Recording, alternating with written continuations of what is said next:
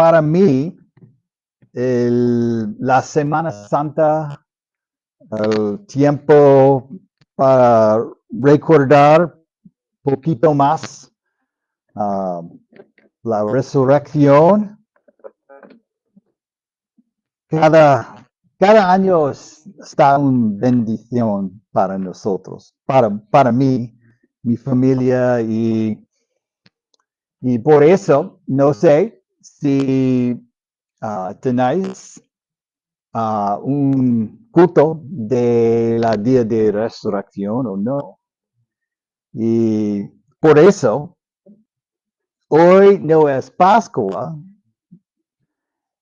el domingo de nuestro calendario anual que nosotros y el mundo entero reconocemos como el día oficial para recordar la resurrección de Jesús. Pero en realidad, la resurrección de Jesús se nos debe recordar todos los domingos. Y volver al libro de Juan, capítulo 11.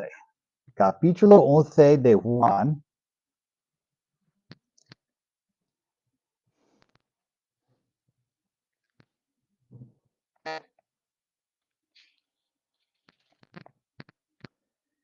Y la gente puede preguntar, una persona que resucitó de entre los muertos, en verdad, ¿quién era este Jesús?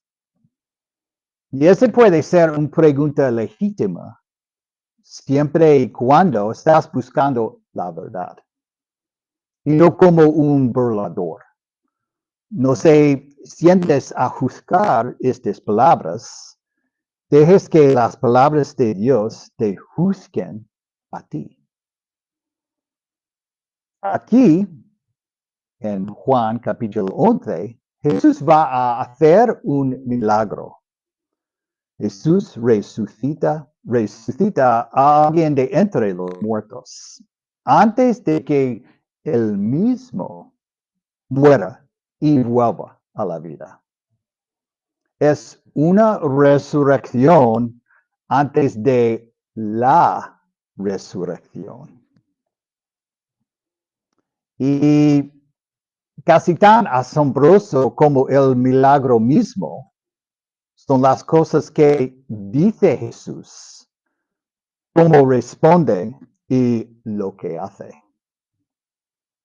Si entendemos lo que Jesús dice aquí, entenderemos no solo lo que el pasaje dice sobre el milagro, entenderemos un poco más sobre por qué murió Jesús y su propia resurrección.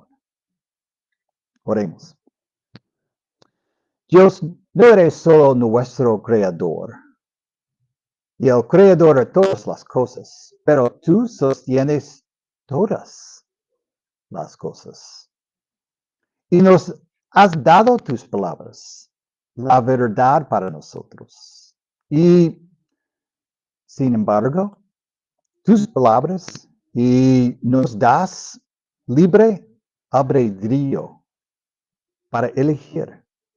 Y nos advertís que seremos juzgados por lo que hicimos con tu verdad. Trabaja en nuestros corazones. Danos el deseo y la capacidad de darte la adoración que realmente mereces en nuestras vidas. Amén. Estaré usando la Biblia de las Américas para la traducción del texto de hoy.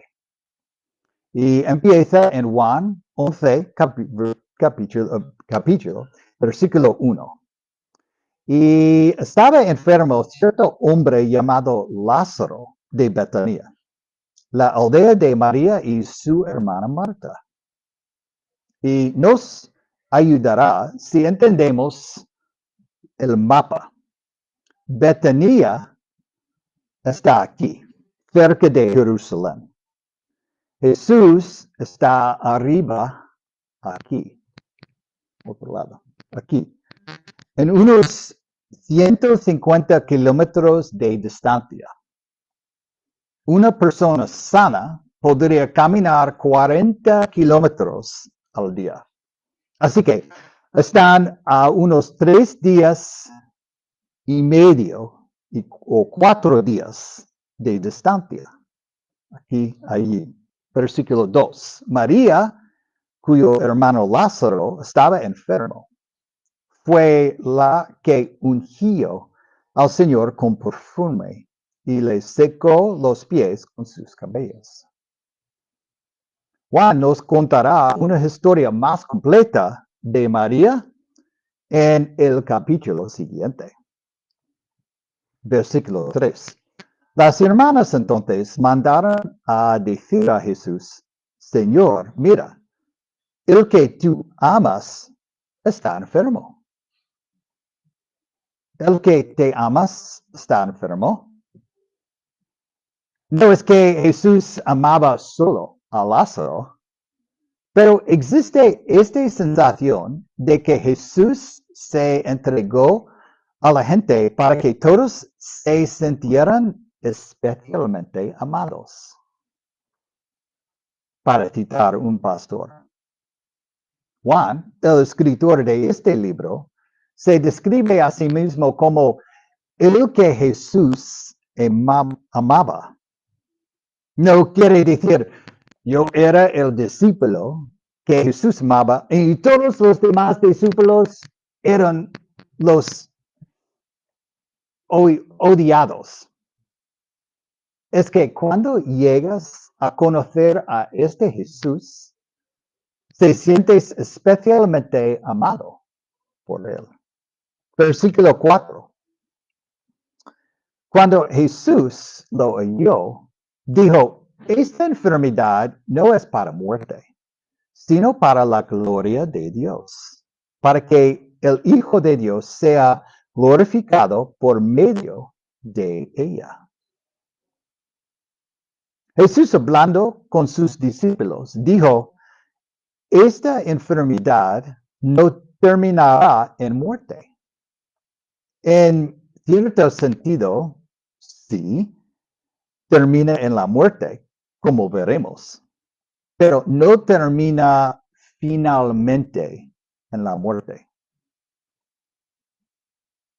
La expresión sea glorificado no significa aquí para que Dios reciba gloria, sino para que la gloria de Dios sea manifestada.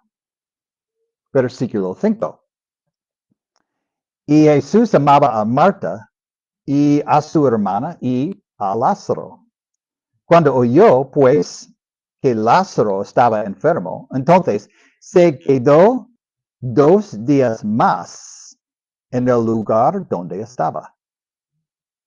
Aquí hay una palabra fuerte que conecta, lo entiendes con las palabras cuando, entonces. Jesús amaba, conexión, se quedó. Esto es importante. Y Juan, bajo la inspiración de Dios, nos está señalando el corazón y el carácter de Dios. Jesús recibe una petición desesperada de ayuda y Jesús demuestra su amor por demorándose. Se queda allí 2 días más. Pero versículo 7. Luego, después de esto, dijo a sus discípulos: vamos a nuevo a Judea. Vayamos al sur, a Betania, cerca de Jerusalén. Versículo 8. Los discípulos le dijeron: Rabí, hace poco que los judíos procuraban apedrearte y vas otra vez allá. Rabí o maestro.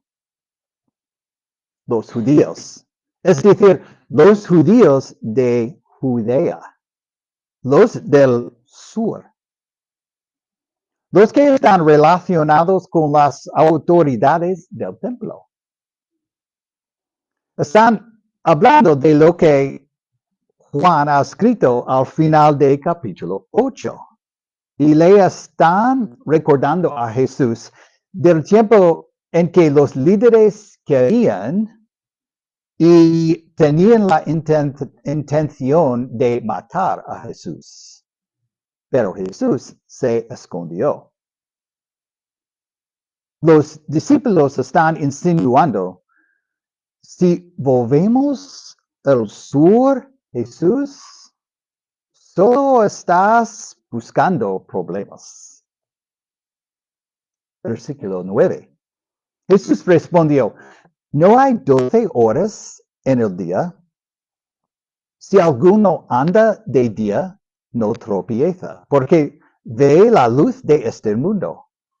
Pero si alguno anda de noche, tropieza, porque la luz no está en él. En el lenguaje del Evangelio de Juan, eso significa que Jesús tiene que caminar según la luz de su Padre. Él tiene que hacer lo que hace el Padre. Se hace lo que se le dice que haga. Se hace lo que Dios le ha encomendado. Es imposible que salga mal. Él camina en la luz, dice un pastor. ¿Y recuerdas cuál fue el mensaje del versículo 3? Lázaro está enfermo, pero el mensajero tarda al menos 3 días en llegar, ¿sí? Hasta donde está Jesús. Y luego Jesús espera 2 días más. Y ahora dice, versículo 11, dijo esto, y después de esto añadió, nuestro amigo Lázaro se ha dormido, pero voy a despertarlo. 12. Los discípulos entonces le dijeron, Señor, si se ha dormido, se recuperará. Los discípulos pensaron que se refería al sueño natural. Si Lázaro duerme, mejorará. Tal vez el descanso le ha ayudado. Tal vez la fiebre le ha bajado por el descanso. Juan 11, versículo 13. Pero Jesús había hablado de la muerte de Lázaro, mas ellos creyeron que hablaba literalmente del sueño. Entonces Jesús por eso les dijo claramente, Lázaro ha muerto. Y entendemos que Jesús estaba hablando con una imagen de palabras. Lázaro se ha dormido. Voy allí a despertarlo. Así que lo dice claramente, Lázaro ha muerto. Vaya, una shock, sorpresa. Lázaro ha muerto. Y no solo eso, pero Jesús está reclamando algún tipo de conocimiento sobrenatural. Yo sé que Lázaro está muerto ahora. ¿Cómo pudo hacer eso? ¿Cómo pudo saber que Lázaro ya está muerto? Jesús está 3 días de él. Versículo 15. Y por causa de vosotros me alegro de no haber estado allí, para que creáis. Pero vamos a dónde está él. Tomás, llamando el Dídimo, dijo entonces a sus condiscípulos, vamos nosotros también por morir con él. Y Tomás dice lo que todos los demás discípulos probablemente están pensando. Estamos contigo, Jesús. Somos leales, pero es realista pensar que moriremos todos si hay otro enfrentamiento con los líderes. Pero, ¿por qué Jesús esperaría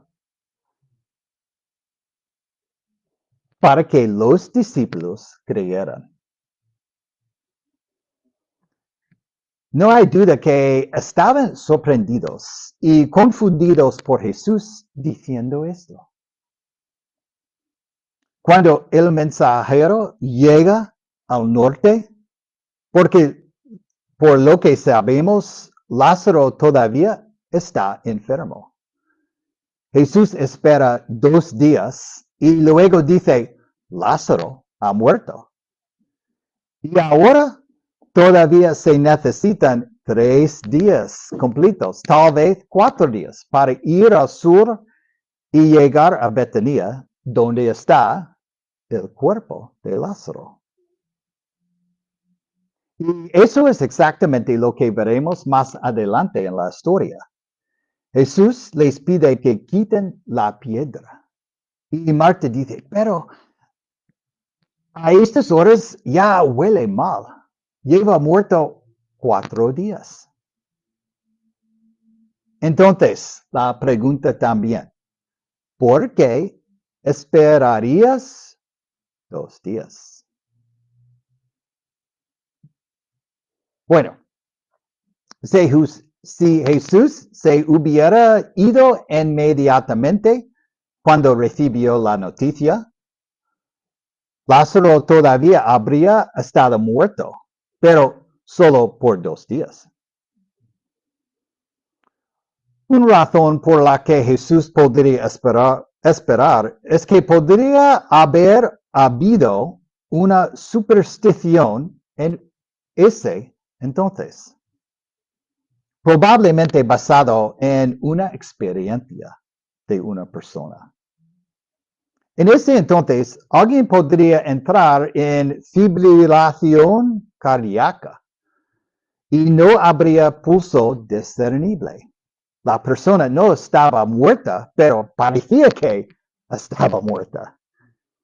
Y estás llevando a la tumba y moviendo el cuerpo, y justo en ese momento escuchas un golpe en la caja.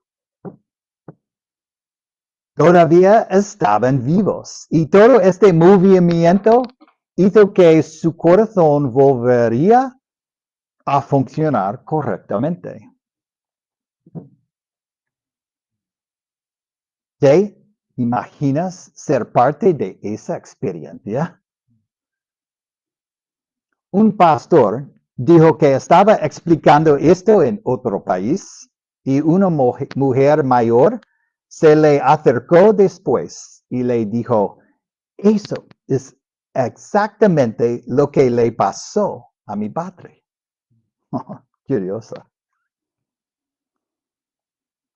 No sugería que esto es lo que Jesús creía en esta superstición, pero era una opinión común en la época para explicar el hecho de que a veces cuando la gente parecía estar muerta, boom, revivían 24 horas después. Justo cuando te estabas preparando para ponerles en el suelo. Ahora, si Jesús se hubiera ido de inmediato, por lo que Lázaro habría estado muerto por solo 2 días. Y luego Jesús resucitó a Lázaro de entre los muertos. ¿Qué habría dicho la gente? Ah, sí. Lázaro realmente no estaba muerto, ¿verdad? No puedes engañarlos. Esto no fue realmente un milagro. Versículo 17.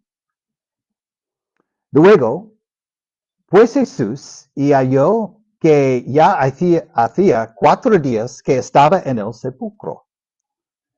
Betania estaba cerca de Jerusalén, como a 3 kilómetros. Y muchos de los judíos habían venido a casa de Marta y María para consolarlas por la muerte de su hermano. Entonces Marta, cuando oyó que Jesús venía, fue a su encuentro, pero María se quedó sentada en casa. Marta, una de las hermanas, oye que Jesús viene. Así que ella sale a su encuentro y habla con él, lejos de la casa y lejos de la multitud. 21. Y Marta dijo a Jesús, Señor, si hubieras estado aquí, mi hermano no habría muerto. Y luego, es como si se diera cuenta que suena como si de alguna manera estuviera culpando a Jesús. 22. Aún ahora, no sé que todo lo que pidas a Dios, Dios te lo concederá. Aquí tenemos que trabajar para no poner nosotros propios pensamientos en sus expectativas, porque sabemos el final de la historia, ¿verdad?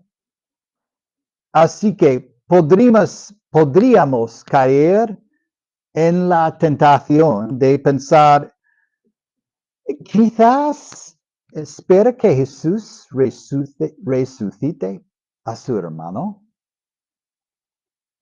pero en realidad no. Ella no espera un milagro. Todo el resto de la historia muestra que Marta no tiene expectativas de lo que sucederá. Ella está totalmente sorprendida, como todos los demás. 23. Jesús le dijo, tu hermano resucitará. Esta era la teología judía común, tomada de las verdades del Antiguo Testamento. Hay una resurrección final. La muerte no es final. Tu hermano resucitará. 24. Marta le contestó, yo sé que resucitará en la resurrección, en el día final. Jesús le dijo, yo soy la resurrección y la vida. El que cree en mí, aunque muera, vivirá. Esto es realmente sorprendente. Mira la estructura. Yo soy la resurrección y la vida. Luego dice, el que cree en mí, vivirá, aunque muera. Esta es la clave de este pasaje. Volveremos a esta afirmación. Versículo 28. Y habiendo dicho esto, se fue y llamó a su hermana María, diciéndole en secreto, el maestro está aquí y te llama. Tan pronto como ella lo oyó, y se levantó rápidamente y fue hacia él. Pues Jesús aún no había entrado en la aldea, sino que todavía estaba en el lugar donde Marta le había encontrado. Entonces los judíos que estaban con ella en la casa consolándola, cuando vieron que María se levantó deprisa y salió, la siguieron, suponiendo que iba al sepulcro a llorar allí. Ahora, la multitud de gente ve a María salir de la casa y piensan que ella va a la tumba, por eso querían ir a consolarla y mostrarle respeto. 32. Cuando María llegó a donde estaba Jesús, al verle se arrojó entonces a sus pies, diciendo, Señor, si hubieras estado aquí, mi hermano no habría muerto. Y cuando Jesús la vio llorando, y a los judíos que vinieron con ella llorando también, se conmovió profundamente en el espíritu y se entristeció. Y dijo, ¿dónde lo pusisteis?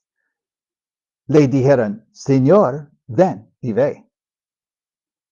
Jesús lloró. Por eso los judíos decían, mirad cómo lo amaba. Pero algunos de ellos dijeron, ¿no podía que abrió los ojos del ciego, haber evitando también que Lázaro muriera? Ahora, ¿qué pasa con la reacción de Jesús aquí? ¿Cómo debemos entenderla? Jesús no se lamenta como si se lamentara en voz alta, como los otros estarían haciendo aquí. Y no es como si Jesús estuviera llorando porque los otros estaban llorando, o que estaba llorando de forma falsa o fingida. ¿Llorarías fuera de la tumba de alguien a quien sabes que vas a resucitar en unos minutos? No, porque llorarías. Sabes que Lázaro estará vivo. Pero Jesús está turbado. La muerte misma es la marca del pecado. Jesús tiene pena por un mundo caído, enredado en el pecado. Y el dolor y la muerte que son los resultados del pecado. Él ve que este no es el mundo como Dios lo hizo originalmente. Y por eso, en silencio, rompe a llorar. Esa es la connotación de la palabra aquí. Él entiende el dolor en la vida por el pecado. Y el resultado final del pecado, la muerte. 38. Entonces Jesús, de nuevo profundamente conmovido en su interior, fue al sepulcro. Era una cueva y tenía una piedra puesta sobre ella. Jesús dijo, quitad la piedra. Marta, hermana de que había muerto, le dijo, Señor, ya hiede, porque hace 4 días que murió. Jesús le dijo, ¿no te dije que si crees verás la gloria de Dios? Entonces quitaron la piedra. Jesús alzó sus ojos a lo alto y dijo, Padre, te doy gracias porque me has oído. Yo sabía que siempre me oyes, pero lo dije por causa de la multitud que me rodea, para que crean en tú me has enviado. Habiendo dicho esto, gritó con fuerte voz: Lázaro, ven fuera. Y el que había muerto salió, los pies y las manos atados con vendas y el rostro envuelto en un sudario. Jesús les dijo: desatadlo y dejadlo ir. Así como así. Juan es tan práctico con sus detalles. La oración de Jesús no fue realmente una petición, sino una acción de gracias al Padre. La razón del milagro fue autentificar sus afirmaciones de ser el Mesías y el Hijo de Dios. Bueno, es en este punto que miraríamos el reloj y nos sentiríamos frustrados por nuestras limitaciones de tiempo. Porque ahora Juan está llegado al punto donde no solo está dando el milagro, pero ahora está explicando el significado del milagro. Porque este es su objetivo al escribir el libro. Vaya a Juan 12. Juan 12, versículo 30.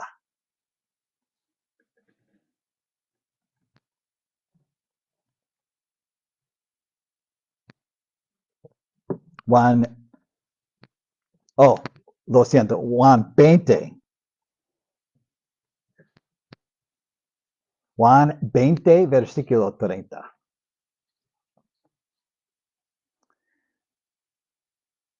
Y muchas otras señales hizo también Jesús en presencia de sus discípulos. Y no están escritas en este libro, el clave 31. 20:31. Pero estas se han escrito para que creáis que Jesús es el Cristo, el Hijo de Dios, para que al creer tengáis vida en su nombre. Estoy escribiendo, pero no solo el que hizo Jesús, pero el por qué Jesús hizo milagros. Como todo lo que hizo Jesús, señaló y validado y demostró y mostró que Él verdaderamente era el de la promesa de Dios, el enviado de Dios. Y eso es lo que Juan nos muestra en el resto del capítulo 11. Solo hay dos maneras de vivir con la verdad de quién es Jesús. ¿Tú crees? ¿O a pesar de un milagro asombroso, con testigos presenciales, incluso cuando el cuerpo comenzó a descomponerse, no les cambia sus mentes o corazones? Ellos viven en otra cosmovisión. Ellos eligen no creer quién es Jesús.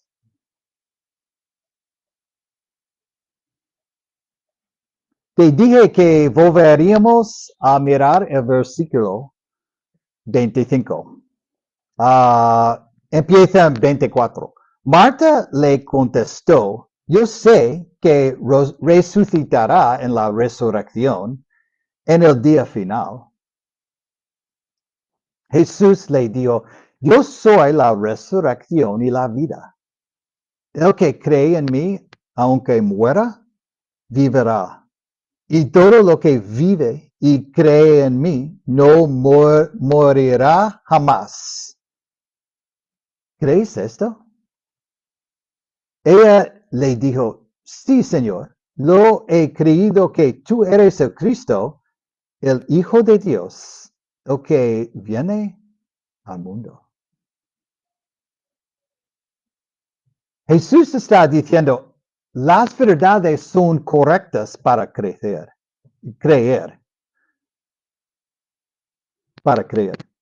Hay resurrección en el último día. Existe la vida eterna. Pero ahora está diciendo, yo soy esa resurrección y vida. Aparte de mí, no hay resurrección ni vida. Yo soy el que da la vida. La vida está ligada a mí. ¿Crees esto? Y él no está preguntando si ella cree, que él está apuntando de resucitar a su hermano de entre los muertos inmediatamente. En vez de eso, Jesús pregunta por su fe. Si su fe en una resurrección al final de los tiempos puede extenderse a una confianza profunda en Él, en Jesús, como el único que da la vida eterna y resucitará a los muertos en el último día. Jesús le pregunta a Marta si puede confiar en Él, como la resurrección y la vida. Si vienes a mí y confías en mí, no morirás espiritualmente. Tienes una nueva vida espiritual. Si mueres físicamente, entonces, ¿hay dónde después de la muerte para tu espíritu y tu cuerpo? La creencia en Jesús está conectada con nuestra resurrección, nuestro regreso de entre los muertos. La razón del milagro fue autenticar las afirmaciones de Jesús como el Mesías e Hijo de Dios. Su retraso fue una extraña, pero poderosa muestra de amor. Tanto el retraso como el milagro aumentaron su comprensión de quién era Él. Y aumentaron su fe en Él.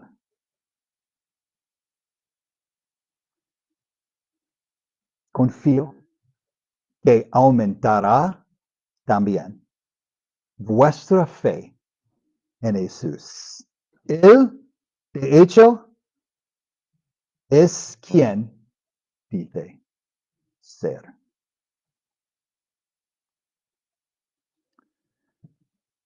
Quiero darte una cuidadosa advertencia.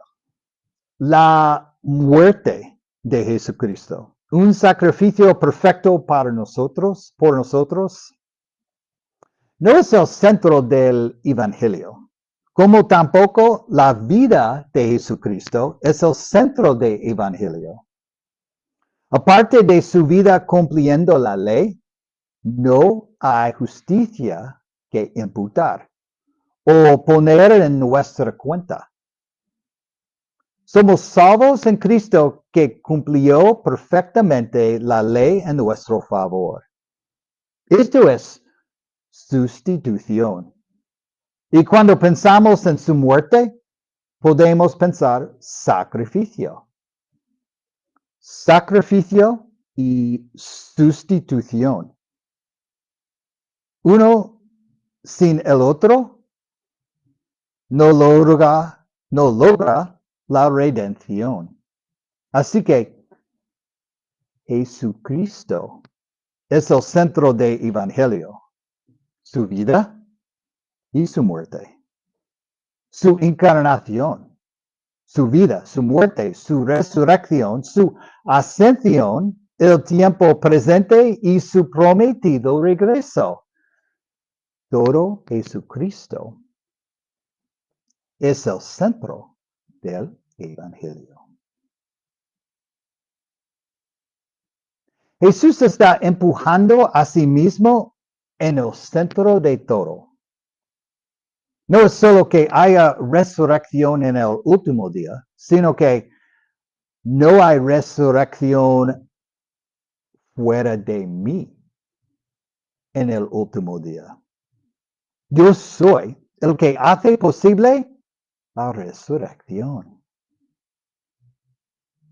Y eso se demuestra finalmente en el despliegue espectacular de su propia resurrección.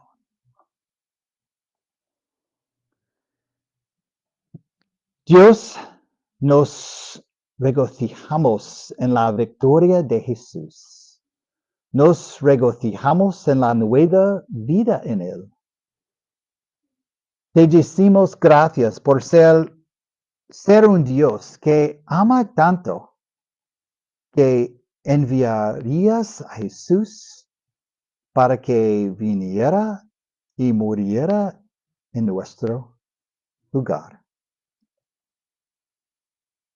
Y ahora vive.